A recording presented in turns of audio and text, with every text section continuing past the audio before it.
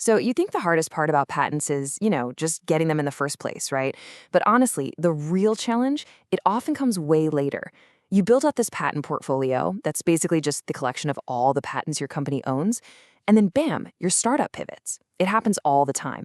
And suddenly, that whole collection of patents, it just doesn't fit anymore. So today we're going to talk about something called patent pruning. It's this quiet, almost secret skill that really smart teams use to stay lean, focused, and frankly, way more powerful. All right, so let's just get right to it with a big question. I want you to think about your patent portfolio for a second. Is it a trophy case? Something that looks impressive, sitting on a shelf, collecting dust, just showing off what you've done in the past? Or is it a garden? Something that's alive, something that needs real, constant attention if you want it to actually grow and thrive. And look, this difference in mindset, it's absolutely crucial. A trophy case is totally static. It's all about what you did. But a garden, well, that's all about future growth. It's dynamic, it's always evolving, and it means you have to be in there, actively cultivating value. You got to get your hands dirty, you know? You have to pull the weeds, the stuff that's not helping you anymore, to make room for the things that actually will. And here's the real problem if you don't. Your startup is constantly evolving, right? Your roadmap shifts, your tech stack changes, but that patent portfolio, it often just gets left behind. And this creates what we call a hidden drag on the whole business. You're literally paying fees. You're burning mental energy on these assets that have nothing to do with where your company is actually going. Okay, so that brings us to the solution. But it is so important to frame this the right way. We're not talking about some frantic, panicked cost-cutting measure here. Patent pruning is a deliberate, strategic move. It's all about accelerating growth. Yeah, let that sink in for a second. It's a growth move. This isn't about playing defense or coming from a place of scarcity.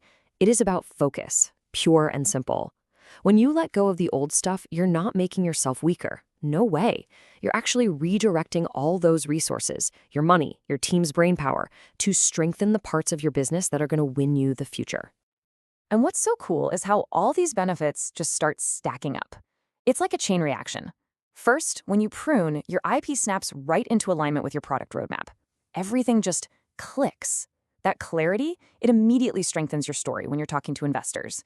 It also gets your whole team focused on what really truly matters, which frees them up to go build the next big thing. And yeah, you get to cut that hidden financial drag, but even better, you make space for brand new, high-impact ideas to take root and grow. And let's be real about the investor perspective for a minute. They've seen it all. A big, bloated patent portfolio, to them that can just scream scattered strategy. But a lean, intentional, focused portfolio, oh, that tells a completely different story. It tells them you're disciplined, that you have a crystal clear vision, and that you know exactly how to protect your competitive advantage. It's a story of focus, not just volume. And that's the story that gets the check. Okay, so you're probably thinking, this all sounds great, but how do I actually do it? And yeah, it can seem pretty overwhelming, but I promise it doesn't have to be. Let's walk through a really simple but super powerful framework that'll help you make these keep or drop decisions with total confidence. Here we go. It's just 4 simple questions. A checklist. Number 1, does this patent have anything to do with the product we're building and selling right now? Number 2, does it protect the thing our users actually pay for, the feature that keeps them around? Number 3, does it get in a competitor's way? And number 4, does this thing help us tell a stronger story when we're trying to raise money? Yes or no? Okay, let's just pause and dig into that third question for a second, because this one is a total game changer. I want you to literally put on your competitor's hat. Think like them. They're not going to waste time and money trying to copy your entire system. No way. They're going to hunt for the fastest, cheapest shortcut to get to your core value. So a patent that specifically blocks that shortcut, man, that is worth its weight in gold. And that's really the whole point, right? It is not about having the most patents. It is about having the right patents. Just one single, strategically placed patent that blocks a rival's easiest move, that can be 1,000 times more valuable than a dozen patents just collecting dust. It's about being a sniper, not just spraying bullets everywhere. All right, so the next big idea here is moving beyond the one-off cleanup. Pruning shouldn't be this frantic thing you do once when you're in crisis mode. The real power, the lasting value, comes when you turn it from a one-time event into a regular strategic habit, something that just becomes part of how your company operates. And just look at how fast things can get out of whack. I mean, in year 1, you're golden. Everything is 100% aligned. But fast forward to year 3, after just a couple of totally normal business pivots, and suddenly that same portfolio is mostly just protecting your history. It's not protecting your future. This is how that hidden drag creeps in, just quietly sucking up resources while nobody's looking. But what if you make this a regular thing, a rhythm, like a quick review every quarter or every 6 months? Then the benefits just keep compounding. Your IP strategy is always up to date. It forces you to get super clear on your product vision. And this is the cool part, it actually shows you the gaps where you need to file new, even stronger patents. Your costs get predictable, and you're just constantly building that foundation of trust with your investors. Now, I know what you might be thinking. This sounds like a ton of work, and my team is already slammed. Fair enough. But here's the good news. You don't have to do this by sifting through mountains of dense legal documents.